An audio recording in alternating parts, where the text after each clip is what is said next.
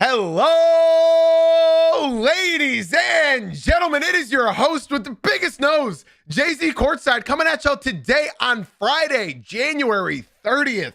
That's right, ladies and gents. It is Frisky Friday, and I am so frisky to see y'all today. I'm very, very happy to say that we made it to the end of the week. We got our last stream, our last episode of the week.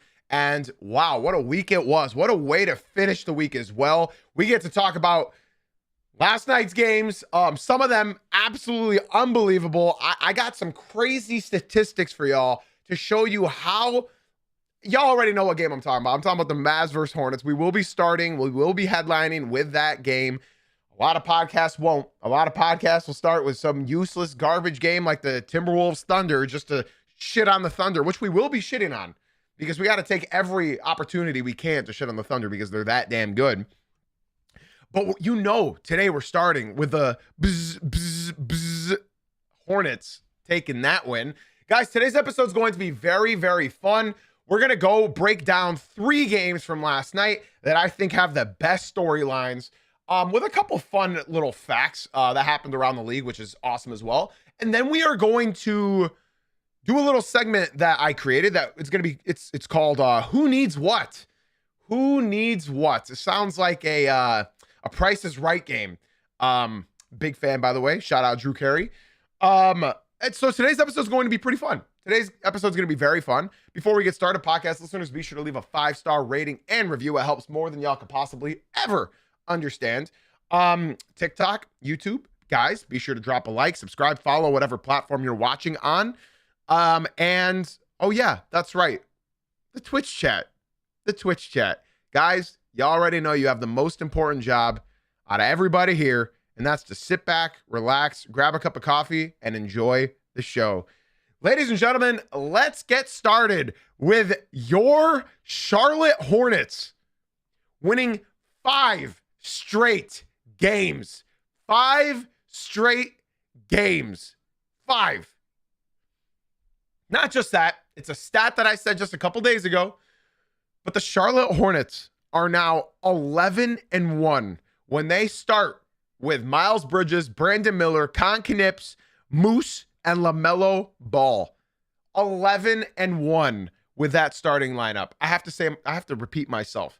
They are 11-1 with that starting lineup. They are on a 5-game winning streak. Your Charlotte Hornets are only, and I say only, they are only 2.5 games back of the Chicago Bulls. And the Bulls are on a losing streak. So they are in the mix. In fact, I'd say so long as they can continue rolling out the starting lineup, they're really in the mix. And I think you can just guarantee yourself to just make this, to making them play it. I'm sorry, guys. I just gotta be honest. I have some crazy Hornets fans in my Twitch stream, and it's really hard to just read these messages and not read them out loud. But I would like to give a special shout out to my man Hollow, who was here before the stream even started, hyping up the Hornets. He's a big Hornets fan. He commented, "I don't know how to act. Someone tie me down because I'm foaming. Rah, buzz, buzz, buzz, buzz, buzz." So the Charlotte Hornets, man, what is going right with this team? Now, I want to start. Instead of talking about the Hornets, I want to talk about both teams here. All right. Wires Bros, thank you so much for the follow on Twitch. I appreciate it very, very much. I got to talk about this game. Okay. So let's talk about this actual game. On the other side, you have Cooper Flag dropping 49 points. Could have had 50 easily, but Caleb Martin wanted to be the hero. 49 points. Now you're probably wondering, wait a minute. Isn't Cooper Flag only 19? That's got to be some sort of record. Well, it is. It's the highest scoring game ever he's the youngest player ever in NBA history. Again, the youngest player ever in NBA history to score 49 points in a game. Now, with Cooper, I think you're going to hear us say this a lot. Youngest player since, and it's probably going to be LeBron. Youngest player since, and it's probably going to be because of LeBron. But you're already hearing the one thing better than that. Youngest player ever. Youngest player ever scored 49 points in a game. Okay. And not just that, that was on 77% true shooting. 77% true shooting. He dropped 49 points, 10 rebounds, 3 assists, and he shot 20 for 29. Talk about an efficient game. Now, his former roommate, Kon Vs, the winner of this game, dropped 34 points, 5 rebounds, 3 assists, a game-winning steal, and he shot 10 for 16, 8 for 12 from deep. 8 for 12? Who is this guy? Me? Those are numbers I put up in my rec league. 8 for 12? This man is averaging 8 attempts from three-point land this season. That's already the most attempts by any rookie ever. I need to repeat myself because I feel like people are sort of tuning me out. He is attempting 8 threes per game. That is the most ever by any rookie ever. Curry, Harden, Ant, everyone. And I'm being told from TikTok that 8 for 12 from 3 is not crazy. Okay, buddy. Okay. He's 20 years old. This guy was born when I was in first grade. This guy was born in the year of 2005. This guy was born and never witnessed the Pistons win a championship. This guy was born while LeBron was averaging 28 points in the NBA. LeBron was in the league for 2 years when this guy was born. And you're telling me he's shooting 8 for 12 from 3 and that's not crazy? He had a 91% true shooting last night. This guy wasn't alive during the conspiracy of Barney stuffing cocaine in his tail. Y'all remember that conspiracy? Barney, the purple dinosaur? This guy missed prime Elmo, prime Sesame Street, prime Dora the Explorer. And this is just a sight to see. This is unbelievable. Former roommates battled head to head. In fact, somebody in my Discord server, now TikTok, you guys are missing out on a whole lot of conversation in my Discord channel, so be sure to join the Twitch stream. Somebody, actually, it was Papo. His name is Papo. He mentioned in the Discord that this has to be the greatest rookie battle in NBA history. So when I woke up this morning, I was curious. I said, there can't be a game better than this, right? In all of NBA history. They combined for 83 points, y'all. Cooper Flag, Kon Vs against each other combined for 83 points. I was like, there's no way somebody, like a group of 2 guys, had a better game than that. And turns out there was one game. You know how far back you have to go? And casuals don't know these guys' names either. At least one of the names. Casuals don't know. You have to go back all the way to 1971 when Tiny Archibald and Pete Maverich combined for 91 points as rookies. They were up against each other and they combined for 91 points in 1971 as rookies. And now you have to go back. How many years ago is that? 55 years? 55 years? You have to go back to Tiny and Pistol Pete? Sorry, I said did I say Marvich? Maravich. My apologies. I was thinking of the Mavs. You have to go back from Pistol Pete with no shooting. And they combined for 91 points. Unbelievable. So I'm just going to go ahead and say that this is our greatest that we will ever see. I don't know if we'll ever see another rookie battle like that. Like, think about that. That's 55 years ago. 55 years ago. That's how far back you got to go to see 2 rookies battle it out. So you can call this the greatest rookie battle of all time in our generation. You can say in our generation. Now, of course, I mentioned that the Hornets walked away with this win, which makes it their 5th in a row, which makes them 11-1 with this starting lineup. And it's a sight to see, y'all. It is truly a sight to see. What I will say is Cooper did not have any help last night. Now, this goes out to that one Mavericks fan that was in my TikTok stream yelling at me saying that the Mavs are contenders this year. He was telling me this 2 weeks ago. 2 weeks ago. And I could not take him serious, but he was being 100% serious. This Mavericks team sucks. If they had Kyrie Irving and Anthony Davis, and I also had a 12-inch schlong, arguably, with all of these ifs, they could be the greatest team in the NBA right now. But unfortunately, I don't have a 12-inch schlong. Anthony Davis has had 14 injuries in the last 9 months, and Kyrie Irving tore his ACL at 35 years old. So we can say if, ands, or buts any day of the week. This team sucks, and Cooper Flag did what he can. But unfortunately, PJ Washington, 6 for 19. Caleb Martin, 2 for 6. Max Christie, 6 for 15. Klay Thompson, 6 for 15, 4 for 11, his worst game in a while. Ryan Nembhard, 0 for 3. And then Jaden Hardy and Musa, both 0 for 1. So when we talk about this, I got to be honest, y'all. Cooper got outclassed at the end of the game, and it sort of helped the fact that the Hornets players were playing as a team. And people are mentioning when they get Lively back, I think Derek Lively's career is going to take a sharp turn. I think they screwed him over when they brought him back too soon. He had surgery, and they messed up, so they had to have another surgery. So I think Derek Lively is one of those players where it's somewhat scary to look at as a player that you want to build around as well.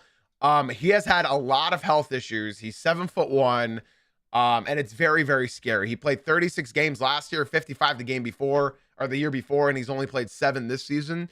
I think Mavs fans should be very weary of Derek Lively because it's not looking good.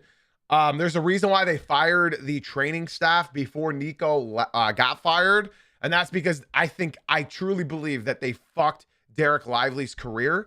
So we'll see.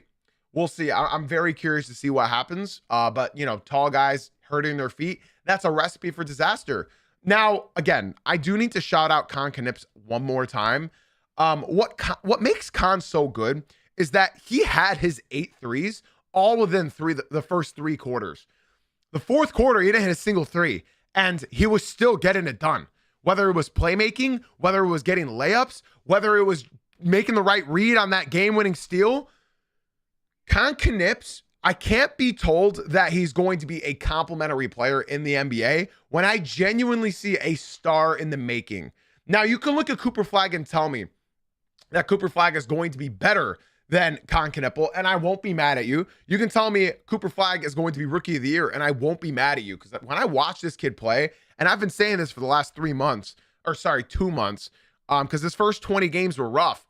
Cooper Flag already looks like a 10-year vet. His defense, his offense, his defense leading into offense, his pull-up mid-range in 2026. What rookie do you see pulling up from mid-range in 2026? There were, correct me if I'm wrong, 3? Were there 3 roommates on this court? It was McNeely, Cooper Flag, and Kon Knips, right? Are they all the 3 roommates? It's a beautiful thing to see, bro. It is truly a beautiful thing to see. LaMelo Ball, though, and I think this is a great point, and I said it in my short yesterday, and I have a lot of angry comments on my YouTube channel. I said, you have a great player in Kon Knips. If Brandon Miller can stay healthy, you got diabetes. I think this is a good team, right? But LaMelo Ball still, in my opinion, I know the kids love him. I know he's swaggy. I know he plays in the NBA as if he's got an AirPod in. But I cannot get behind him just yet. I can't. And this is health aside, I really feel like he just chucks shit up just to make sure that he's got points. Now, he hit some threes last night. He hit 6 threes last night. But he was still 8 for 17 from the field. He's not a prolific finisher around the hoop for being a big guard. I think the best aspect of LaMelo Ball right now is his playmaking. And I genuinely believe that he could afford to lead the NBA in assists if he just tones back the scoring a little bit. If he just tones the scoring a little bit. You know what I mean? I don't think that this team needs LaMelo. In fact, I would be happier. Oh, it was Sion, not McNeely. Thank you. I appreciate the comms on the Duke teammates. Thank you, guys. I just feel like LaMelo Ball is not disciplined enough. I feel like, what is this, year 6 or 7? God damn it, I said the thing. This is year 6. 1, 2, 3, 4, 5, 6. This is year 6. And he has yet to show you that he could lead a team, and I'm willing to play it by ear. Let's see how this year goes. Let's see if they can make the play-in. And if they can make the play-in, am I crazy for saying they should shop him this summer if they can make the play-in and maybe make the playoffs? It depends how the rest of this year goes. If he goes crazy, if he plays 65 games, 70 games this year, and he shows you how good he can truly be, like let's say he gets into the play-in and wins you a couple playoff games, then yeah, sure, that's fine. You can convince yourself to keep him. But I feel like the kids get so mad when I talk about LaMelo Ball because he's so swaggy, he's so drippy. Oh my God, I want LaMelo to fuck me. That's what all these kids fucking sound like when they're talking about LaMelo Ball. They're talking about it right now on the TikTok. Like, just because you're 15 years old and insecure about your own sexuality does not mean LaMelo Ball is the best point guard in the NBA. He's the new Allen Iverson, and I appreciate that comment a lot, Newsom. Thank you. LaMelo Ball is a good player. He's a great player. In fact, his talent it's unbelievable. He's got unbelievable talent. Whether or not he can win you basketball games, we'll see. I'm judging how the rest of the season goes. I'm being told by Warren in the TikTok that I have not watched Hornets games. I live in North Carolina, so yes, I do watch Hornets games. In fact, I watch too many Hornets games. So thank you for the bros just yapping comments in the TikTok. That was a little jab at Allen Iverson, but I got to be honest. Allen Iverson lost his passion after 02. And if y'all think I'm wrong, go look at everything. Allen Iverson was honestly a more disgruntled star than Carmelo Anthony. I feel like Carmelo Anthony gets so much hate when Allen Iverson was like the original Carmelo Anthony as far as that attitude issue from a superstar goes. I love AI, one of the swaggiest, one of the coolest, one of the most awesome players to watch live. But I only got to see Allen Iverson when Allen Iverson wasn't Allen Iverson anymore, if that makes sense. I watched all the docs, I watched all the highlights, I watched everything, man. As far as the TikTok chat goes, I see a lot of people really angry about my comments regarding LaMelo Ball, and I see some people are agreeing with me. If you guys have any opinions or any takes on LaMelo Ball at all, feel free to swing on into the Twitch stream. I don't really read the TikTok. I would love for you guys to come through to the Twitch stream. The link is in my bio. I'm being told by a man named Glore with a Celtics Kyrie Irving profile picture saying Kyrie Irving is the most skilled scorer. All right, I think it's time we move on and don't read anything else from the TikTok for the rest of the day. So TikTok, if you guys want to swing on in into the Twitch stream, be sure to swing right on in. It's Jay-Z Uncut on Twitch. The link is in my bio. Just click my profile picture, click the link in my bio, and come on through to the Twitch stream, or just go to Twitch and look up Jay-Z Uncut. It's the same name as my TikTok. Okay. So let's move on to the next game that I wanted to talk about. The Oklahoma City Thunder fell last night to the Minnesota Timberwolves. In fact, I said blowout. It was a blowout for the majority of this game. Wow. In case you guys don't know, the Oklahoma City Thunder have lost 3 out of their last 4 games. 3 out of their last 4. That's not good. That's not good whatsoever. I'm not really looking at this team and seeing the championship team that I was promised this year. Now, again, I got to reiterate this. They're hurt. They're banged up. They're missing their second guy, J-Dub. They're missing their 6-man, Alex Caruso. They're missing AJ Mitchell, who's been absolutely incredible all year long, right? And they still can't get it done. Because you have Lou Dort having a bad game, Jalen Williams having a bad game, Aaron Wiggins having a bad game. Almost everyone on the bench had a mid or below average game. What I got to say about this team, man, is my Lord, Shai Gilgeous-Alexander is the MVP of this NBA. He is the MVP. He's the MVP. I can't reiterate this enough. Shai Gilgeous-Alexander is the MVP. He is. I mean, if you guys watch this team, it's actually crazy how at the start of this year, we thought that Chet Holmgren was going to like take the reign of this team. But Chet like I don't know what the issue with this team is. They don't want to get the ball to Chet. They don't want to let him cook. They don't really like, it's just Shea. It's just Shea, save us. That's what I feel like this team has turned into. Shea, save us. Save us, Shea, please. And that's sort of the downfall of this team right now. Before I continue, I want to give massive shout outs to Frosty and Ruben for leaving the TikTok stream and coming through to the Twitch stream. I appreciate you guys very, very much, man. Welcome to the Twitch stream. If you guys want to get involved in the basketball conversation, be sure to hang out in here. Join the Discord. It's 100% free. ! Discord. Welcome on in, guys. If Shea doesn't drop 35, this team isn't winning lately. And it's truly a sight to see, because I mentioned it already. I said, if J-Dub comes back and plays the way he was playing in the regular season and into the playoffs, this team's not winning shit. This team is not winning shit. I got to repeat myself one more time. This team is not winning shit if J-Dub does not come back and play like J-Dub of last year. J-Dub is having a horrible year. Horrible year. He's obviously hurt. He came back. He got hurt again. And I would like to just remind everybody here. They're still the 6th youngest team in the NBA. They're still the 6th. In fact, they're older than they're younger than the Hornets. In case you guys don't know, in case Hornets fans want to be depressed for a second, they are younger than the Hornets. But they won a championship last year. So when I say this, J-Dub, people tell me, I see it on Twitter all the time, and that's why I really don't interact with TikTok or Twitter hoops. That's why I love talking with you guys. J-Dub is so important to this team.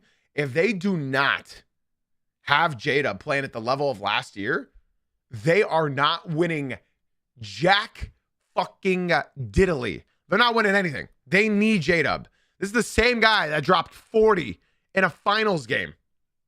This is why I tell everybody in the TikTok and Twitter to do not watch in the TikTok. Come to the Twitch stream. That's Jay-Z Uncut on Twitch. The link is in my bio. I hope to see you guys pull up, man. Again, I got to be honest. OKC, it's lately, it's just been Shea, save us. Shea, save us. They've lost 3 out of the 4. They're the number 1 seed in the West, the number 1 team in the NBA, and they lost to the Timberwolves, who I repeated. I just said the other day, the Timberwolves, when they have, it's so funny because Julius Randle decided to take a night off and Jaden McDaniels decided to be my guy who drops 20 in the starting lineup. I said, when the Timberwolves have 2 guys scoring 20 points in their starting lineup, and then they get at least 20 from Naz Reid, they had 18 from him last night. You can't beat this team. You cannot beat this basketball team when they got 2 20-pluses in the starting lineup, and then Naz Reid is dropping 20 off the bench. And Bones Highland didn't have a good game, right? Jalen Clark had an okay game. But it's all about Naz Reid. This team is not deep. This team is one of the least deep teams that you consider being a contender. And Rudy Gobert is the anchor of all of this. He didn't have a block. But did you guys see how many shots this motherfucker altered last night? Rudy Gobert, man. And their entire starting lineup got double digits. So that's just as good as getting 2 20-pluses. Because you got Jaden McDaniels going 8 for 11 on 95% true shooting. 95% true shooting, man. Come on. That's a small forward in the NBA. So, again, I have to repeat myself. The Minnesota Timberwolves are the most dangerous when they have all-around scoring in their starting lineup, or at least 2 guys getting 20-plus. And they managed to beat the number 1 team in the NBA in OKC. Now, I'm going to read this comment from my homie Mike Love. He's a Timberwolves fan in the Twitch stream. This is the benefits you get from being in the Twitch stream. By the way, you get my attention.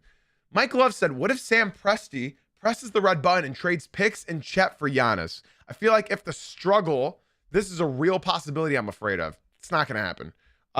It's not going to happen. They'll believe in the potential they have in Chet. Here's the thing. If OKC were to ever call the Bucks regarding Giannis Antetokounmpo, they would offer J-Dub. They wouldn't want to offer Chet Holmgren.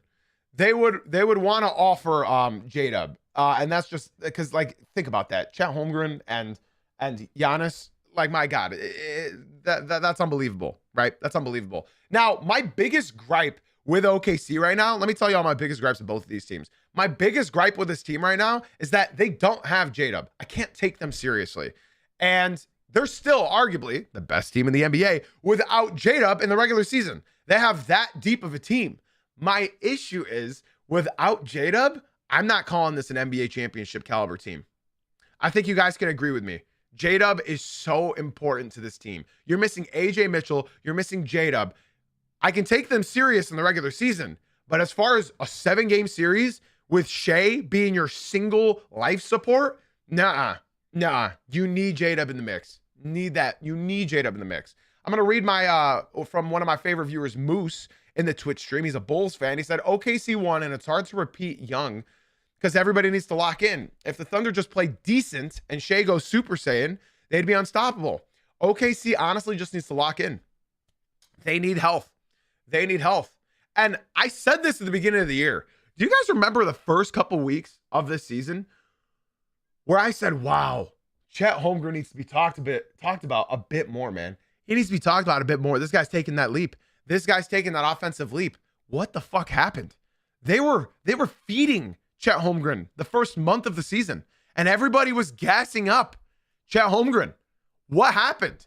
Why are we just playing Shea ball? It's like we're not trusting Chet anymore when we were trusting him at the beginning of the year.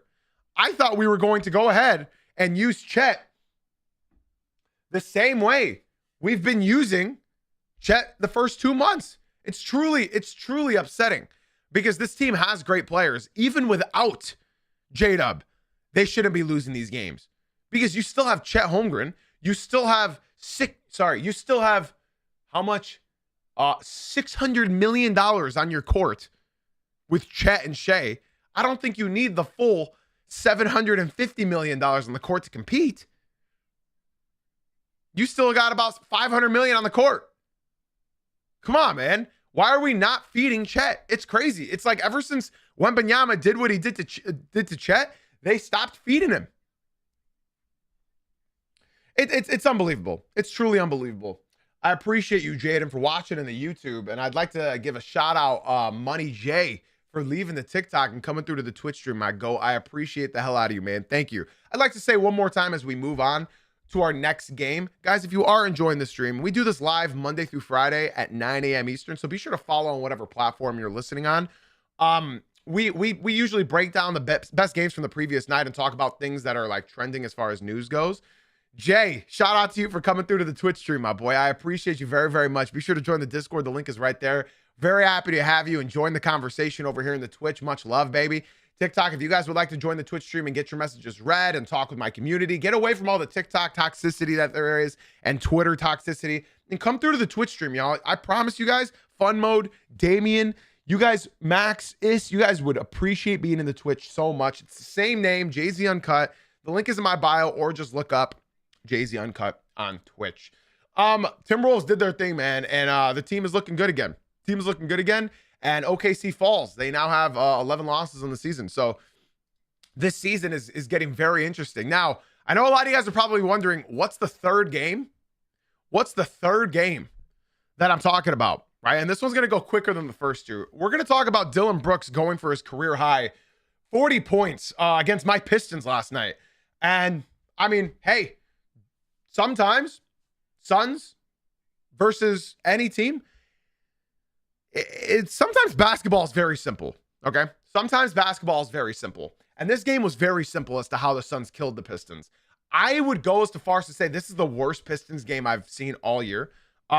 They only have been blown out twice this year, and it was against the Cavs in the second week of the season, which I don't really count, and then the Phoenix Suns now. Now, this one counts.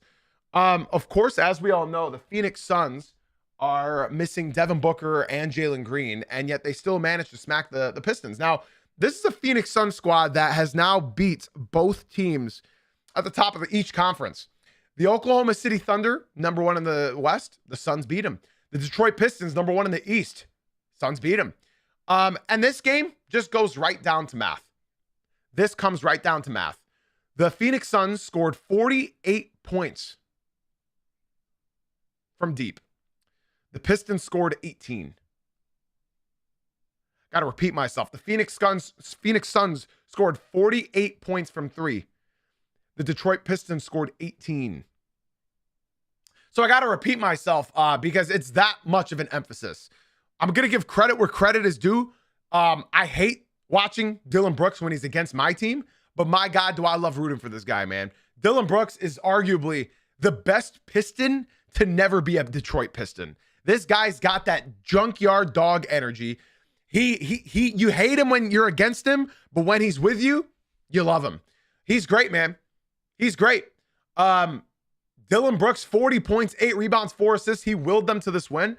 My question for JB Bickerstaff, the head coach of the Pistons, is sometimes he forgets that he has the best perimeter defender in the entire NBA. Every stat line shows that. Every advanced metric shows that. You guys are probably wondering, damn, how did Dillon Brooks drop 40 on Asar Thompson? How did Kawhi Leonard drop 55 on Asar Thompson? Now, this is my point. JB Bickerstaff, go watch the game from last night. Asar Thompson didn't guard Dillon Brooks. The game from a month ago, Asar Thompson didn't guard Kawhi Leonard.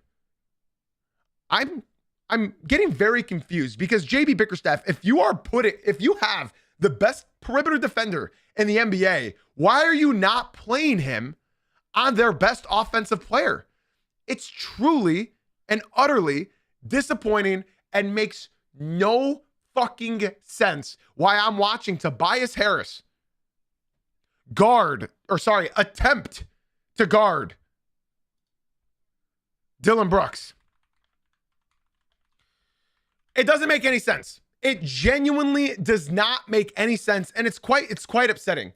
It really is upsetting because what I'm seeing Asar Thompson do is put every great team in prison, every great player in prison, and yet you're not putting Asar Thompson on the best defender. So my point being is, why do you even have him on the court? What use is Asar Thompson if you're going to be putting him on Colin Gillespie and Grayson Allen? It does not make any sense. It does not make any sense. The Pistons right now they have double the wins they do losses than the Western Conference. So that is a valid question if the Pistons are going to continue losing to the Western Conference, but they have the best record against all teams above 500. So I'm not worried about this. The Pistons have the best record against teams above 500. That's great. My point is pretty clear here. If Asar Thompson is not being aggressive on offense, this game the Pistons suck. You can go look at every single game the Pistons have lost this year, and it's because Asar Thompson is not being aggressive. And that's what happens. Flat out, the Pistons need another shooter. They need another shooter. This is the worst game from the Detroit Pistons bench I've seen all year. Javonte Green, Ron Holland, and Jaden Ivey combined for 0 for 11. 0 for 11. 0 for 11. Jaden Ivey played 7 minutes in the first half and was horrible, as he's been since he came back from injury. JB Bickerstaff didn't even put Jaden Ivey back in the game in the second half. So I was very upset about this loss last night. And then it just reminded me that the Phoenix Suns are not a team that you want to mess with. In fact, I'm taking the Phoenix Suns over a couple teams in the Western Conference in the playoffs. I got them against the Warriors, got them against the Trailblazers, got them against the Clippers, I got them against the Lakers. The Phoenix Suns fully healthy. My God, even not fully healthy, this team is so fucking good. The Phoenix Suns are so good, man. They are so good. Now, I hate watching them because all they do is jack up threes. In fact, I think they're worse at jacking up threes than the Boston Celtics are at times. It's just the disparity is too much. This is the second game in a row the Pistons scored 6 threes. This is the second game in a row where they hit 6 threes in an entire 48-minute game. You cannot win NBA basketball, especially in the playoffs, if you're only hitting 6 threes, averaging 19% from 3 in the last 4 games. You cannot win basketball games like that. So for the Pistons, I'm going to talk about them later again in a short segment that we have. The Pistons, yeah, they got to address this issue. The Pistons also have a back-to-back tonight in Golden State. Now, the Detroit Pistons, again, as good as they have been in the regular season, with this current roster construction, I can't see them winning a playoff series. And they're the first seed in the East. Jay-Z, what are you talking about? You're crazy. I'm a Pistons fan. I'm a Pistons super fan. I've watched every second of every game this year.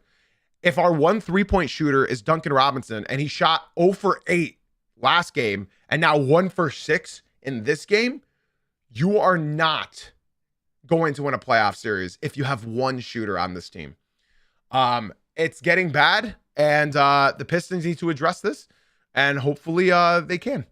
Hopefully they can. Phoenix Suns, I'm super proud of y'all, man. I love this team. I hate going up against them, but I'm going to be rooting for them. I'm going to be rooting for the Phoenix Suns. They're my team of the West. I claimed them at the beginning of the year. I always claim one team at the beginning of the year, and I claimed the Phoenix Suns. Their over-under this year was 30.5. They were projected to win 30 games, okay? 30 games. They're at 29, and we're halfway into the NBA season. Shout out to the Phoenix Suns. Whole lot of dogs on this team. Grayson Allen, Dylan Brooks. When Jalen Green and Devin Booker come back, man, they have a solid bench. They have a solid starting lineup. The only issue I see about this Phoenix Suns team is they have no draft picks until 2032.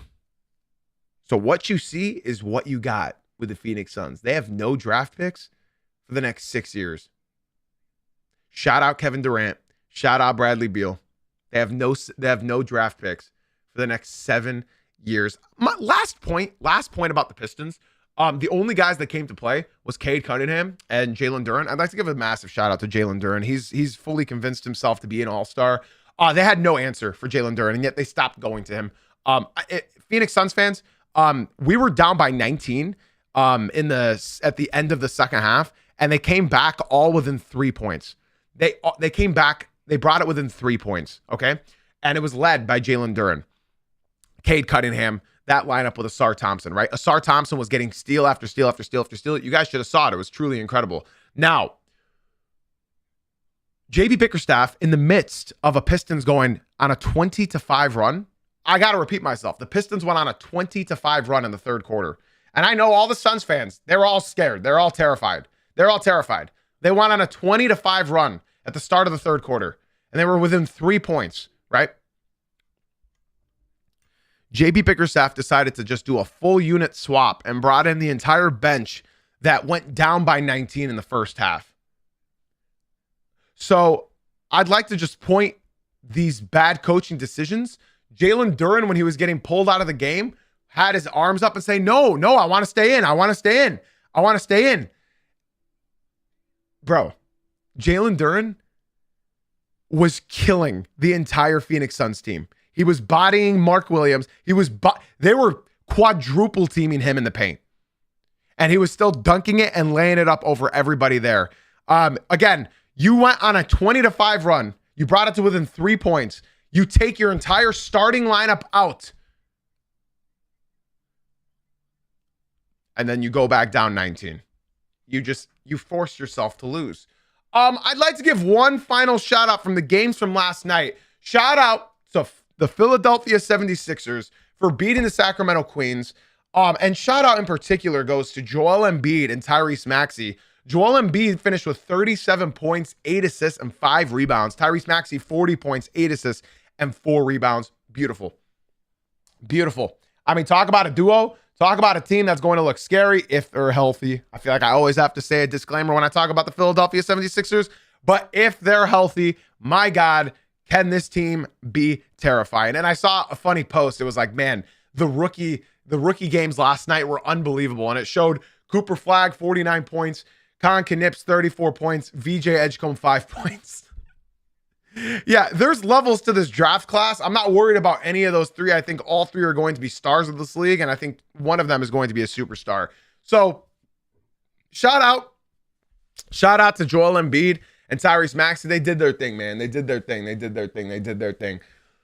Okay, ladies and gentlemen, we are going to move on to our final segment of today's show before I send y'all off into having a beautiful weekend. We got some time to go into my last segment of the show. Now, TikTok chat, YouTube chat, if you guys are enjoying the stream, you would enjoy it so much more if you were in the Twitch stream. That's Jay-Z Uncut on Twitch. The link is in my bio, ladies and gentlemen. Podcast listeners, really take a quick second and leave a 5-star rating and review. Apple, Spotify listeners, and TikTok, of course, come to the Twitch stream. That's Jay-Z Uncut. Same name as my TikTok. The link is in my bio. We'd love to have y'all come through. Guys, this next segment is called Who Needs What? Who Needs What? Who Needs What? We're going to talk about a team, and we're going to talk about their biggest flaw. I'm not going to really name players for every team, but I am going to highlight what each of these teams who are considered contenders need in order to actually be a contender, okay? Who needs what? And up first, it's going to be the quickest one we do. It's the Detroit Pistons. If you guys watch the Pistons, and I feel like my Twitch chat, my Discord server know more about the Pistons than 99% of the NBA fan base, they need one thing. It's shooting. If you add shooting into this team, they're already the number 2 defense in the NBA. They are already number 1 in steals. They're top 3 in blocks. They're top 5 in rebounding. This team has everything except shooting. That's their one flaw. If they want to make a run this year, they need to add shooting. Some options would be Malik Monk, trade Ivy and LeVert and a second rounder. Trade Ivy and LeVert and a second rounder for Klay Thompson. I think that's the best pickup you could possibly make this year. I don't want them to do something crazy, but what I will say is having Tobias Harris in your starting lineup against big teams is pretty much pointless. So if you are up against a big team, Tobias Harris is going to be the worst power forward in the NBA. But if you're up against a small team like the Celtics, Tobias Harris is going to be incredible. So the Pistons need shooting. They need to add shooting. Klay Thompson, Malik Monk, other available shooters maybe. Yeah, I can't really think of any contracts that you'd want to add onto your team. Obviously, people are saying Michael Porter Jr. It's a bit of a home run swing for me. You're playing with house money this year. I'd say just add a shooter and see where you can go. The Pistons at the end of the deadline added Dennis Schroeder, and because of him, the Pistons almost beat the Knicks. So I think just one more marginal move, and you can win a couple playoff series in the East. Let's move on to the next team. The Houston Rockets need ball handling and shooting. I think we can all agree on that. The Houston Rockets right now, they need a point guard. Their half-court offense is some of the ugliest basketball you could ever watch other than the Toronto Raptors. And I got to give a special shout out to my Detroit Pistons. When both of those teams' offense suck, it's bad. It's bad. I think Kobe White answers both of your problems and gives a solution to both of them. They obviously need a center as well. I don't think they'll go for one. I think they'll probably just move Şengün to the 5, and that probably won't bode well for him when he's up against a Rudy Gobert, when he's up against a Jalen Duren, when he's up against that. I think Kobe White answers both of your issues. He gives you shooting, he gives you shot creation, and he gives you playmaking. I think that's a great answer. I think the Houston Rockets need to go out and get themselves a ball dominant guard that can move the ball and make their half court offense better. I didn't make a category for every team because I don't want to go for 30 teams, right? I don't want to go through all 30 teams and what they need because a lot of teams are not going to go for a trade, right? But sure, I'll mention the Toronto Raptors for my Raptors fan in here. They need a center.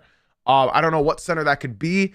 Sabonis would ruin their entire defensive. I don't like Sabonis on the Toronto Raptors. They're a defensive team. You don't want a big man that doesn't play defense. I also hear Anthony Davis, obviously health is issues, but yeah, Sabonis, I don't like him I just don't like him in general because he doesn't play defense. I love him as a player on offense, but he doesn't play defense. I like players who play on both sides of the court. Let's move on to a third team, I guess fourth if you count the Raptors. The Timberwolves, they need playmaking. This has been a thing. I mean, come on. Like, we've been looking at the Timberwolves for years now. They've been making it to the conference final back-to-back years. And the West is only getting tougher. I genuinely cannot see the Minnesota Timberwolves ever winning if they still only have Mike Conley as their point guard. Dante DiVincenzo needs to go back to the bench. I don't like him starting at this point guard that they're running him as. He's not a point guard. Now, I got to give credit where credit is due. Anthony Edwards. I was not expecting his playmaking to improve this much. Anthony Edwards' playmaking has improved a lot. People in the TikTok said need to start Conley. Conley is ass. Any Timberwolves fan will tell you that. They hate Mike Conley now. He's old. He's old. Conley really doesn't, like, you hear it when he produces something. Mike Conley is not that guy anymore. I love Mike Conley. They just need production, a consistent production from a point guard. Bones Highland, as cool as he is, he's too inconsistent to be your main guy off the bench. They need a point guard, man. I think Kobe White would take shots away from Ant, and maybe that'll help. They need a point guard. I don't think they need to swing for the fences and go get a Tyler Hero. Rob Dillingham, that experiment did not work. It's very, very unfortunate. Hell, I think they should just trade Rob Dillingham and let him try with another team, because right now, with Rob Dillingham, and I think Timberwolves fans can attest to this, I think you guys are probably going to just put your hands in the air and praise me for this take, but Rob Dillingham will turn the ball over in a game and get 5 DNPs because of that turnover. He does not have a leash at all on this Timberwolves team. This is a team that made it into the conference finals for 2 years in a row. He's got a very short leash, and when he makes one mistake, he gets sat and doesn't play for 3 to 5 games. So Rob Dillingham experiment failed. It's not working. I think trade him and try to, like, maybe give him to the Rockets or something and see if he can try to develop there. But I don't think he'd get much burn on the Rockets either, because they got Aaron Holiday, Reed Shepherd, right? So yeah, Rob Dillingham experiment failed. Let's move on to our next team. What do they need? The Lakers need defense and rebounding. Now, I could have said they need a lot more things, but I didn't want to. They need some assists. They're a bottom 3 team in assists in the NBA because they just play iso ball. They need defense. They need rebounding, and I don't know how the fuck they're going to get either of those things. It sucks that they couldn't get Mark Williams because now he's playing his heart out down in Phoenix. Lakers need defense and rebounding. Who can they get? I don't know. A guy in the TikTok said, Lakers need to trade for Giannis. And then Dalton. You're ruining his career. What are they going to trade for Giannis? I'm done reading the TikTok. TikTok, if you guys want to talk with me, be sure to come through to the Twitch stream. I am not reading TikTok anymore. If you guys want to talk with me, come to the Twitch. That's the same name on TikTok. Yeah, they can't get Giannis. They don't have anything for Giannis. You're going to have to trade Luka to get Giannis. You can't get him. I've talked about the Spurs a lot. Here's the thing. Deez came in and said, he came into the Twitch and said, Spurs shoot a lot of threes, and I believe they have some of the worst 3-point percentage in the league. A high caliber 3-point shooting team or shooter would be good. Now, while I agree with you, Deez, I'm not making any moves if I'm the San Antonio Spurs. I'm not making any moves. And the reason being is because this season, they're playing house money. They're playing with all house money. They don't need, like, honestly, this year, without their shooting, they can still win a playoff series. Hell, they can still win maybe one. Yeah, one. It depends how hard the Spurs want to go. I don't think the Spurs should trade any young asset for shooting. Like I said, they're playing with house money this year. I don't think that they should take any risks. Just enjoy what you have and just see what you get. Yeah, they could go all the way if shit breaks right for them. I absolutely agree. I don't think you need to add shooting to this team. I think just let them rock and see what they get, because he's right. If the bracket breaks any which way, they could. At the end of the day, you do have the best player in any series in Wembanyama. I don't think they should risk anything, especially not their young talent.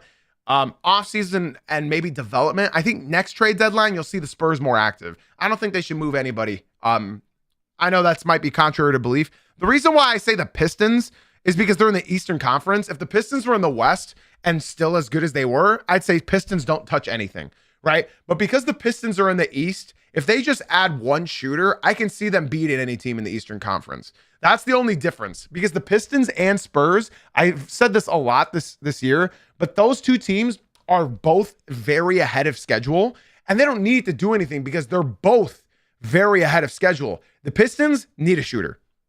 They need a shooter. They need a shooter. They can't shoot. The last 4 games, they're averaging 19% from 3. I'm being told from KG in the TikTok. Bro, KG, come on, dog. He's saying Pistons don't want to mess with anything. Bro, Pistons need a shooter. And they will trade for a shooter. I guarantee it. They need a shooter. You cannot get outscored 50 points. 50 points to 18 points from deep in a game. Not in today's NBA. You can't. You can't win. Now, there's a lot of shooters available for them. Like I said, Klay Thompson, Malik Monk, there's shooters out there. There's shooters out there. And it's very unfortunate that they lost Malik Beasley. It's very unfortunate that they lost Malik Beasley because of the FBI bullshit. Even though we got cleared by the FBI, the NBA is still doing their entire thing. Let's move on. Who did I just do? The Lakers, I think. Yeah, that's right. Next, Celtics need some playmaking. The Celtics need some playmaking, and that's not like a jab at Peyton Pritchard. It sort of is. My Celtics fans will agree. Peyton Pritchard has been incredibly disappointing this year, and Celtics fans are sort of turning on Peyton Pritchard. They really miss Jason Tatum's playmaking ability. Every time he gets double teamed, every time he gets attacked, every time he drives, he kicks it out. Jason Tatum is their playmaker. This team is bottom 2 in the NBA in assists. They don't move the ball. They sort of just ISO and hit a shot. If Tatum comes back, awesome. If he doesn't, then maybe just trade Anthony Simons and get you some sort of playmaking guard, because Jaylen Brown is going to burn out before he gets into the playoffs. They need help. They just need somebody to relieve the load off of Jaylen Brown. So I think the Celtics, obviously they need a center, but I think they're going to wait until the summer, because right now, again, the Celtics are playing with house money. This was supposed to be a gap year.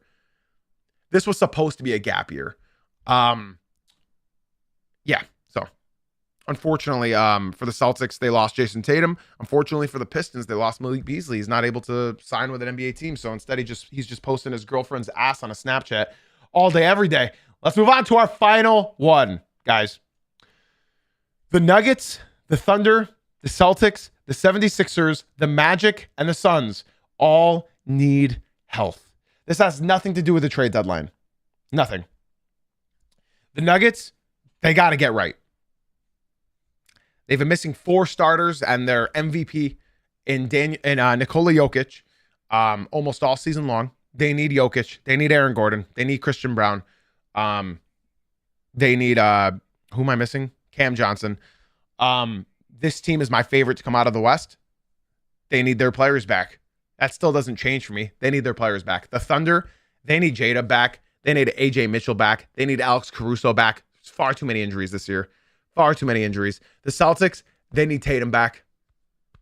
Will they get him this year? Maybe not. 76ers, I think we all can agree. I think we can all agree that. I don't need to say anything. I don't need to manifest anything. But I think we can all agree. The Philadelphia 76ers, they need Joel Embiid right now. And hopefully, I'm not going to say anything. I don't want to, the Magic, I was going to add a segment for them specifically, but I could not justify making a individual segment for a play-in team. I hope you guys understand. I just didn't want to make a whole entire segment for a play-in team because unfortunately the Magic need a lot. They need playmaking, they need shooting, they need defense, but their most important thing is they need health. Franz, Paolo, they need health. It's not going to help them this year, but they need health. That's the number one thing. At least they can be a consistent team with health. You just don't know what you have when everybody keeps getting hurt. And of course the Suns, Devin Booker and Jalen Green. This team can steal a playoff series. I promise you. This team, when you got dogs like them, yeah, they can win a playoff series. I mean that. Especially against an inexperienced team. They can. And that, ladies and gentlemen, is going to do it. Guys, starting next week, at the end of every single episode, we are going to be finishing these episodes with a segment that we're going to be doing every single day. Monday through Friday, we're going to be doing a segment so that you know that the end of the podcast is here. Instead of me just saying, all right, bye. We're going to be doing a segment that we end with every single podcast. So I hope you guys are ready. In the meantime, podcast listeners, be sure to leave a 5-star rating and review. TikTok, YouTube guys, be sure to drop a like, subscribe, follow. We do this Monday through Friday at 9 a.m. Eastern. And I'd like to say KG, Bot, Done, Connor, all you guys in the TikTok stream, I'm ending that stream, but we're still live on Twitch. So I would love for you guys to come through to the Twitch. That's where my real community hangs out. That's where my real ball knowers hang out. We don't involve ourselves with the TikTok ball knowledge or the Twitter ball knowledge. Come hang out with us in the Twitch. We're still live over there. The link is in my bio. I'd love for you to be in here, KG. It's been a blast having you in the TikTok. I appreciate the roses as well over there. It's Jay-Z Uncut on Twitch. Click the profile picture, click the link in my bio, come through, or go to the Twitch and look up Jay-Z Uncut. It's spelled the same way. We don't have the TikTok or Twitter ball knowledge. We actually have real hoops knowledge. TikTok, YouTube, podcast listeners, that's all I got for y'all today. Twitch, stick around. Twitch, stick around. We're still alive, Twitch. Stick around. I got nothing left to say, y'all, except for thank you for being here. Thank you for being you. And as always, guys, thank you for watching/listening. I'll see you guys Monday morning at 9 a.m. Eastern. Twitch, stick around.